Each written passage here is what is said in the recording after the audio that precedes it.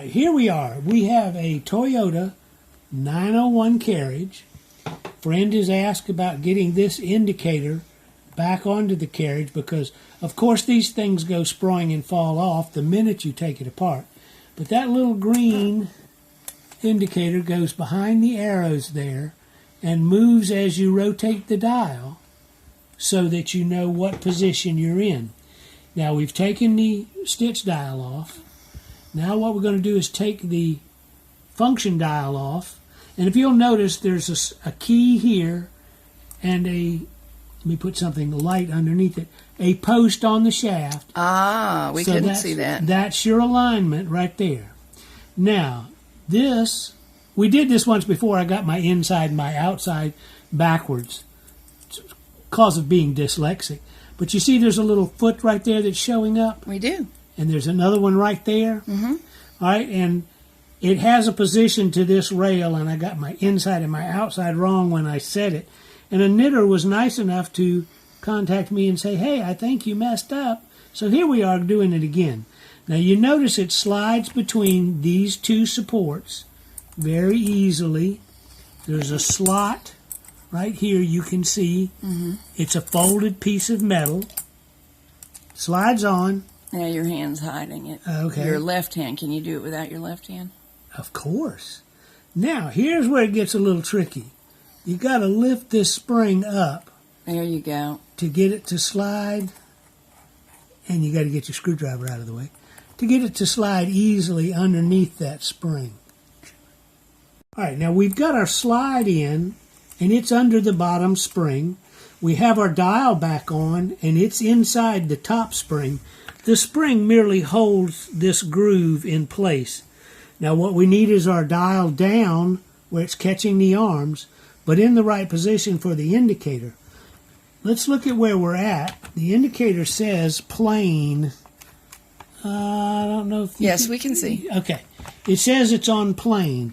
Now here's how you figure this. Let me see. Let me get something that's a different color. Notice this little foot right here, can you see that one? Yes. Is going into this slot.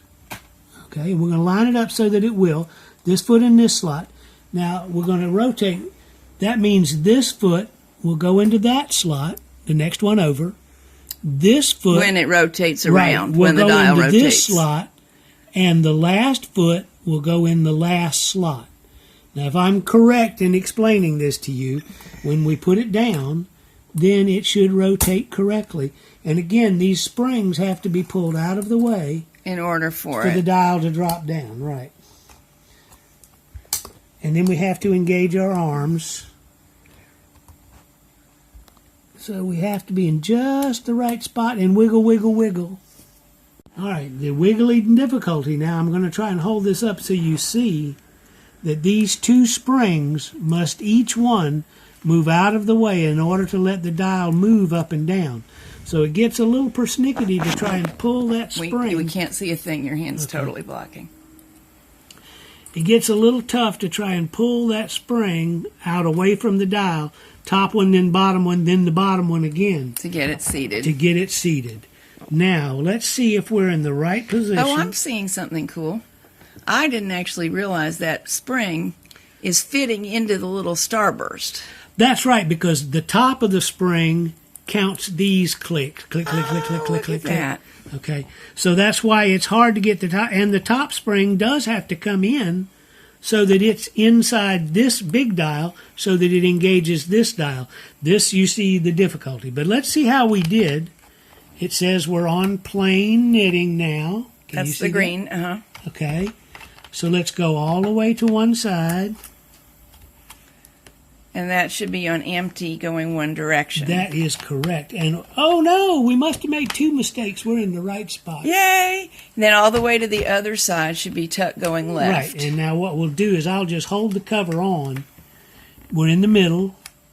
We're on empty right, left, color, plain, tuck right, middle, tuck left. Okay, so it's lined up. And you can imagine the turmoil that you would experience if you got it on more or less right but not correctly positioned, because I don't think the machine is going to do what you expect it to do at all.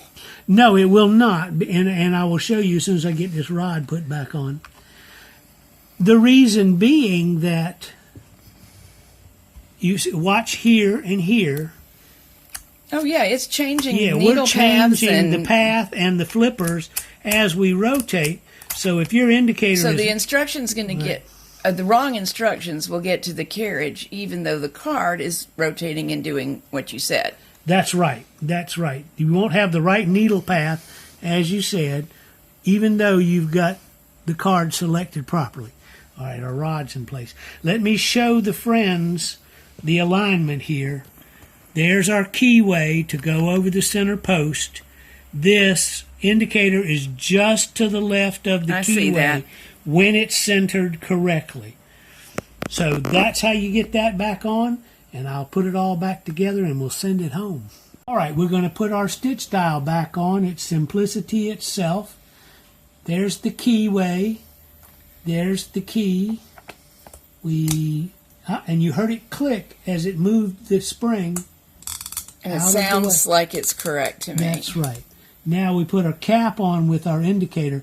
And here's the thing is the key on the post goes right into that slot. If you'll notice, there's 4 slots on here. Are they different from each other? Well, no, but only one is facing the little indicator arrow. Oh, right, right. So we want that on the center of the post. Now that's 6. So we know we're lined up right. All right. 2, So 3, if you, and another number. if you put the arrow wrong, even though the machine was responding to correctly, you wouldn't know. Exactly. And we'll slip our cover back on. And again, let me point this out about aligning the cover. Start our screw on this side. Start our screw on this side. I know this part. You never tighten down any of them till you have the alignment just right. That's right. Now look at how much play that we have in that cover to get it into position. And we definitely want it to be back far enough that we can read the little green arrow. But let me show you what to look for real quick.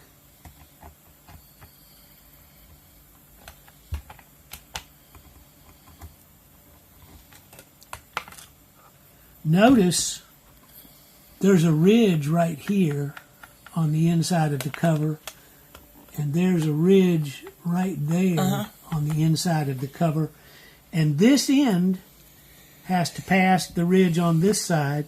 You can see I'm holding it about where it would be, Right. and this end has to pass the ridge on this side.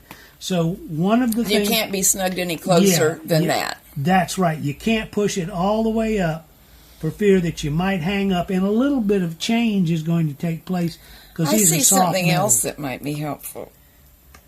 When you got it how you wanted it, this centered itself in the rectangular hole. That's right, and I'll show you one other thing to look for, and that is centering the circumference of the dial Yep. on the cover so that it's equally spaced here, here, front, and back. Then just hold it. And the cover doesn't really do anything. It's just we don't want it to get in the way of progress. Exactly. And we snug one, we snug the other, and we snug them up. Now all we got to do is put our indicator back on And and our voila. handle, and then we'll test it one more time.